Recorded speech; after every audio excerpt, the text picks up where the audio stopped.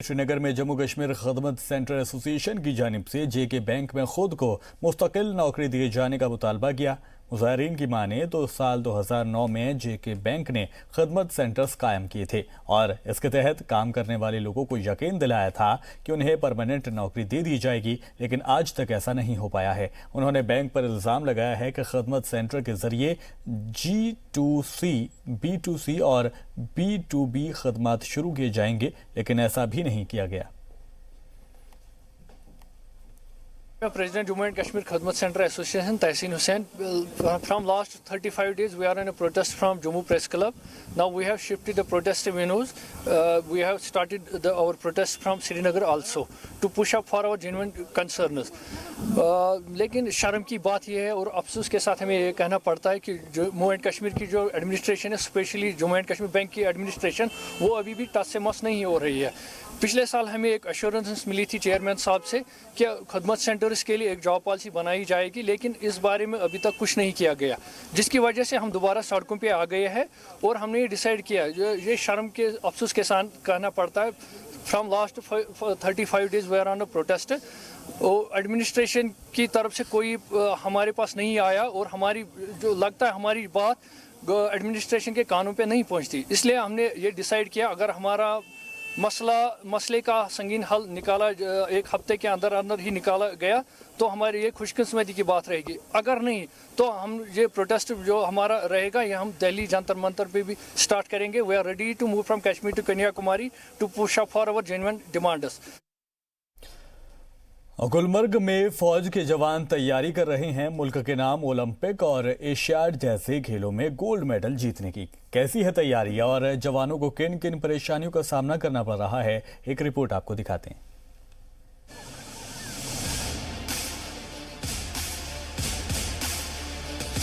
फौज के जवानों के इस जबरदस्त इस्तकबाल के मंजर को देखिए। दुनिया की सबसे बेहतरीन स्कीइंग डेस्टिनेशंस में से एक गुलमर्ग को देखिए और साथ ही मुल्क के जवानों के इस जोश को देखिए। जी हाँ, यहाँ ये जवान मुल्क की खिदमत की खातिर पहुँचे हैं, तिरंगे की इज्जत और शान बढ़ाने के लिए पहुँचे हैं। ये पहुँचे हैं हिंदुस्तान को खेल के मैदान में नई बुलंदियां और शोहरत दिलाने के लिए और ओलंपिक खेलों में मुल्क का नाम ऊंचा करने के लिए। मुल्क की सरहदों की हिफाजत के साथ साथ अब खेल की दुनिया में भी तिरंगे को मजीद बुलंद करने के लिए तैयार हो रहे हैं फौज के जवान।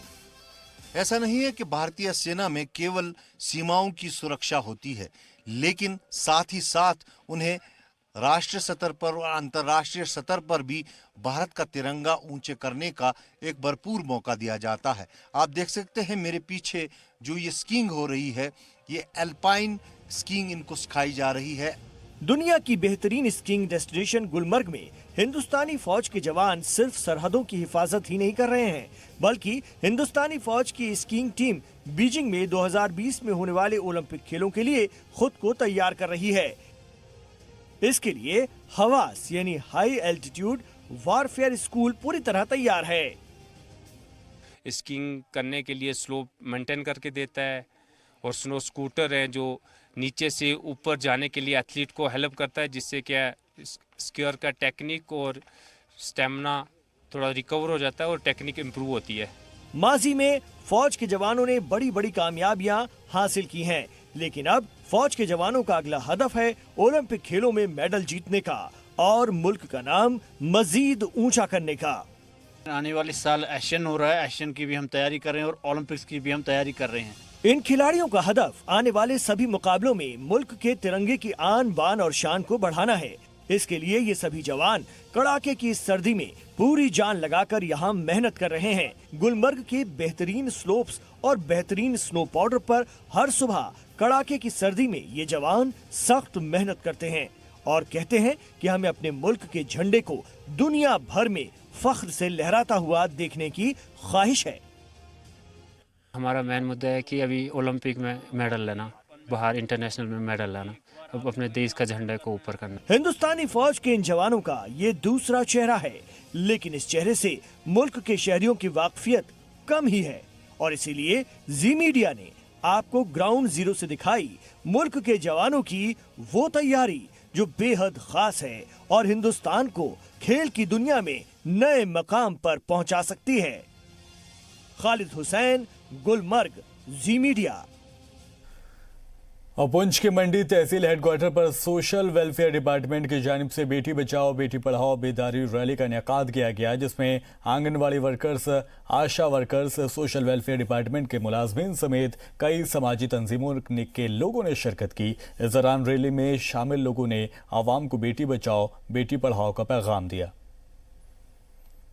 भी बेटी बढ़ाओ बेटी बचाओ का जो है प्रोग्राम वो शुरू की हो रहा है। ये तहसील कम्प्लेक्स से शुरू हुआ और यहाँ आके हायर सेकेंडरी स्कूल में ख़त्म हो गया। ये बहुत अच्छा प्रोग्राम है। इसमें बच्चों को, गरीब बच्चों को जो है वो बैग दिए जाते हैं और कई किस्म की परवरिश की जाती है। हम एडमिनिस्ट्रेशन की तरफ से हमारा पूरी कोशिश है कि बेटी बढ़ाओ बेटी बचाओ होनी चाहिए। इसमें हमारे साथ ये तहसील एडमिनिस्ट्रेशन हैं, जो चेयरपर्सन से हमारी फ्लैग ऑफ रैली की है। तो यहाँ से हमने अपने तहसील कम्प्लेक्स से लेकर पूरे मार्केट से होते हुए और हाई सेकेंडरी स्कूल में आज हमने इसको फिनिश किया है। गांदरबल के गादे हांजी मोहल्ला आठे खोरा में आग ने एक के बाद एक 3 घरों को जलाकर राख कर दिया। देर रात लगी आग की जद में फयाज अहमद डार, मोहम्मद अशरफ डार और महराज अहमद का घर आ गया। लोगों की माने तो आग की वजह से लाखों का नुकसान हुआ है। कल पता नहीं है 11 बजे क्या हुआ, कल शाम को ही आग लग गई थी इस मोहल्ले को। पता नहीं कितने जल जाते अगर फायर सर्विस जल्दी नहीं आती। पता नहीं इनके पास ये कपड़े खुद के नहीं है। अब गवर्नमेंट से हम अपील करते हैं इनकी हेल्प कीजिए। अब उन्हीं को DCVC सब उनको बुलाए, यहाँ पर तहसीलदार वहसीलदार वो देखेंगे यहाँ पर क्या हुआ। इनका घर सब कुछ जल गया, यहाँ पर कुछ भी नहीं है। जम्मू में विलेज डिफेंस कमेटी यानी VDC के मेंबरान ने सैलरी की मांग को लेकर मुजाहरा किया। मुजाहिरीन का कहना है कि वो सालों से मुश्किल हालात में काम करते हैं, लेकिन उन्हें वक्त पर तनख्वाह नहीं मिलती। काफ़ी वक्त से सैलरी ना मिलने की वजह से घर चलाने में काफ़ी परेशानी पेश आ रही है। विलेज डिफेंस कमेटी के मेंबरान का मुतालबा है कि उन्हें भी SPO की तर्ज पर सैलरी दी जाए। मुजाहिरीन ने कहा कि अगर उनकी मांगे नहीं मानी गई तो वो दिल्ली के जंतर मंतरेंगे। सरकार की हमारे तक अभी कोई ऐसी बात नहीं पहुंची है। हम लोग चाहते हैं कि सरकार इस मसले को लेके गौर व फिक्र करे और इन बेचारे VDC मेंबरान को जो आज रोड पे उतरे हुए हैं तो इनको भी सैलरी देने के बारे में कोई पॉलिसी फ्रेम करे। इसका एक्सप्लेनेशन और जस्टिफिकेशन मुझे लगता है मेरे से बेहतर सरकार दे सकती है।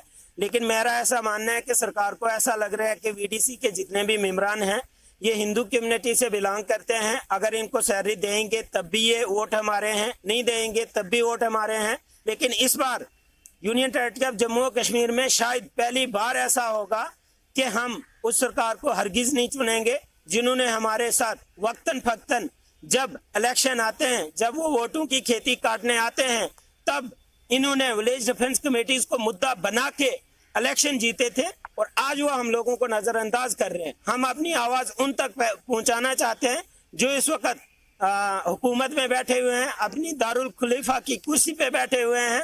तो हम उनको बताना चाहते हैं कि जिस सोफा सेट पे आप बैठे हुए हो, आपको अपने सभी VIP टिकट्स याद हैं, VIP गाड़ी याद है, आपको PSO चाहिए, सब चीजें चाहिए। लेकिन ये लोग एक ही चीज के लिए मर रहे हैं, इनके बच्चे भूखे मर रहे हैं। ये एक ही चीज चाहते हैं कि हमें भी सैलरी दी जाए।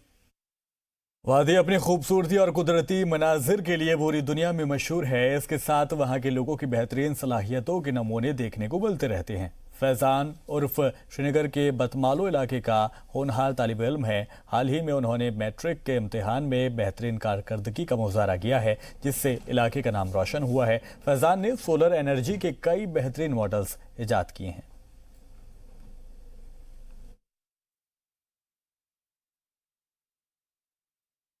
वादी के तलबा में सलाहियतों की कमी नहीं है और वक्फे वक्फे पर इसकी मिसालें भी देखने को मिलती रहती हैं। श्रीनगर के फैजान रऊफ 2015 से साइंस से दिलचस्पी रखते हैं और अभी तक कई साइंस मॉडल्स इजाद कर चुके हैं। फैजान ने solar energy kit, solar energy water pump जैसे कई बेहतरीन मॉडल्स इजाद करके सबको हैरान कर दिया। फैजान ने सोलर एनर्जी से चलने वाली एक किट बनाई है जिससे लैंप, पंखा वगैरह चल सकता है। और गांव में सर्दियों और बारिश के मौसम में बिजली की फराहमी भी हो सकती है। फैजान रऊफ ने बताया कि किस तरह से बिजली पैदा की जा सकती है। फैजान रऊफ ने एक और मॉडल के जरिए ये समझाने की कोशिश की कि जब एक मजदूर रेडी चलाता है तो वो शाम के वक्त एक हाथ से टॉर्च और दूसरे हाथ से रेडी नहीं चला सकता। ऐसे वक्त में ये मॉडल रेडी के चलाने के लिए रोशनी का इंतजाम करेगा। मैंने 2015 से काम शुरू किया। 2015 में मैंने पहला मॉडल सोलर वाटर पंप बनाया। सोलर वाटर पंप मैंने ये आइडिया गांव से लिया।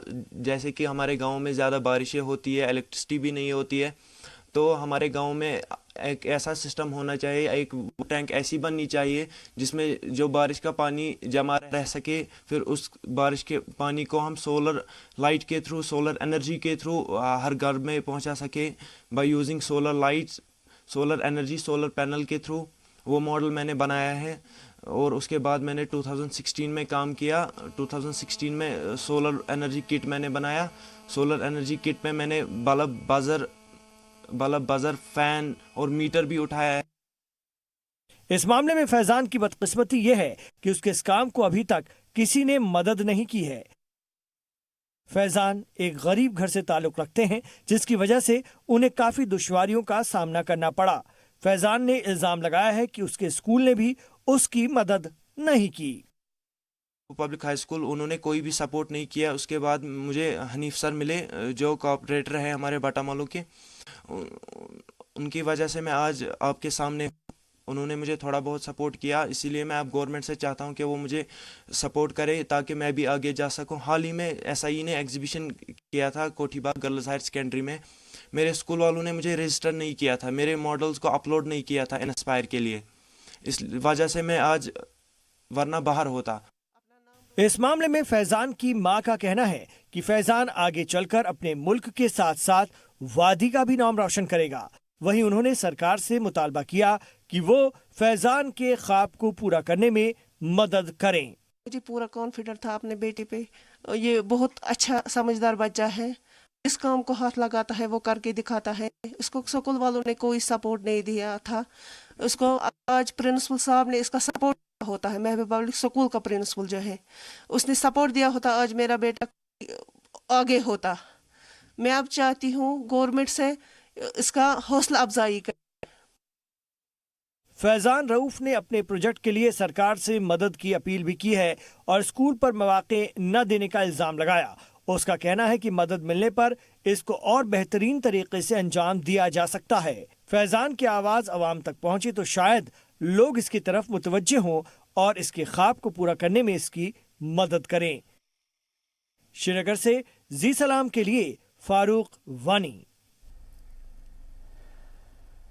वादी अपनी खूबसूरती और वादी की बात भी करेंगे। सरहदी जिले के पुंछ में बच्चों के मुस्तकबिल के साथ खिलवाड़ हो रहा है। दरअसल बालाकोट इलाके के स्कूलों की हालत खस्ता है। संदोद गांव के प्राइमरी स्कूल में एक ही कमरे में सभी क्लासेस चलाए जा रहे हैं। लोगों का कहना है कि इंतजामिया की जानिब से बच्चों को कोई भी सहूलत मुहैया नहीं कराई गई है। यहाँ तक कि उनके बैठने के लिए डेस्क और बेंच का इंतजाम फौज ने किया है। कमरा है जनाब, इतने बच्चे देता एक सभी चूसा भी समान सभी बच्चे रोके नहीं था जनाब। गवर्नमेंट को सिविल को लॉस कर रहे हैं, कोई असर नहीं गाड़ कर 80,000 ने जनाब से स्कूल ही मुकम्मल किया जाए और बिल्डिंग भी दी जाए। स्कूल है गवर्नमेंट प्राइमरी स्कूल हुंडी मस्जिद संदोट में पड़ता है। तो इसकी हालत जो है बहुत ही खस्ता है। एक ही कमरा है। जब यहाँ गोलाबारी होती है तो खासकर ये छोटे बच्चे जो हैं प्राइमरी स्कूल वाले, इनके लिए बहुत प्रॉब्लम होती है। कभी कभार हमें ये आर्मी वाले बेचारे हमारी बहुत सहायता करते हैं, गाड़ियाँ भेजते हैं, तो बच्चों को यहाँ से घर भेजना पड़ता है। तो इस स्कूल में 28 बच्चे हैं इस वक्त, लेकिन थोड़ी गोलाबारी की वजह से बहुत कम ही तादाद रहती है स्कूल में बच्चों की। श्रीनगर के जाकुरा से सीआरपीएफ की जानिब से मकामी बच्चों को भारत दर्शन टूर के तहत मुल्क के बड़े शहरों का दीदार करने का मौका मिलने जा रहा है। भारत दर्शन टूर के तहत इन्हें चेन्नई, मुंबई, दिल्ली और त्रिवेंद्रपुरम जैसे शहरों को देखने और वहां घूमने का मौका मिलेगा। बच्चों को श्रीनगर से रवाना कर दिया गया है। जो हमें इसे मौका मिलेगा ये हिंदुस्तान जानने के लिए, और मैं टूर में पहली बार जा रहा हूँ बाई एयर। वैसे पहली बार मैं नहीं जा रहा हूँ, इसके पहले भी जाता था, लेकिन टूर पे पहली बार जा रहा हूँ बाई ईयर। और हमें मैं बहुत शुक्रगुजार हूँ इन 115 और 118 बटालियन का, जो हमें मौका दे रहे हैं ये भारत दर्शन के लिए। बहुत एक्साइटेड हूँ यहाँ पर जाने के लिए, और मैं तहे दिल से डिस्ट्रिक्ट एडमिनिस्ट्रेशन गांधरबल और 115 और 118 बटालियन का शुक्रिया अदा करता हूँ, जिनने हमें ये मौका दिया है कि वहाँ पर जाने के लिए। मुझे पहली बार, हम सबको पहली बार जाना है वहाँ पर, बहुत एक्साइटेड है सब लोग जाना है वहाँ पर। मुंबई जाना है हमें सर। हम बहुत खुशगुजार हैं कि हमने CRPF ने हमारे लिए टूर रखा है। हम बहुत एक्साइटेड हैं, बहुत खुश हैं इस टूर से। हमें जाना है दिल्ली, और वो भी बाय एयर, लेकिन हम मिडिल क्लास फैमिली से हैं, हम नहीं जा पाते हैं इस उम्र में, इसलिए आज CRPF ने हमारे लिए टूर रखा है। हम बहुत खुश हैं, बहुत excited. Government of India civic action programme CRPF के थ्रू कश्मीर का बच्चों के लिए करा रहे हैं। इसके बदौलत CRPF का 118 बटालियन और 115 बटालियन, ये दोनों का कमांडेंट्स के नेतृत्व में 50 लोगों को हम भारत दर्शन के लिए मुंबई, दिल्ली भेज रहे हैं। तकरीबन 10 दिन का टूर है। आज 3 बजे का फ्लाइट में ये लोग मुंबई चले जाएंगे। मुंबई में CRPF का RAF बटालियन में ये लोग रुकेंगे और 4 दिन तक मुंबई का साइट सीइंग और एजुकेशनल काइंड ऑफ टूर करके वहाँ से राजधानी एक्सप्रेस में दिल्ली आएंगे और दिल्ली में 2 दिन रहेंगे। दिल्ली का भी भ्रमण पूरा करेंगे और वहाँ पर इम्पोर्टेंट लोगों से मुलाकात करेंगे।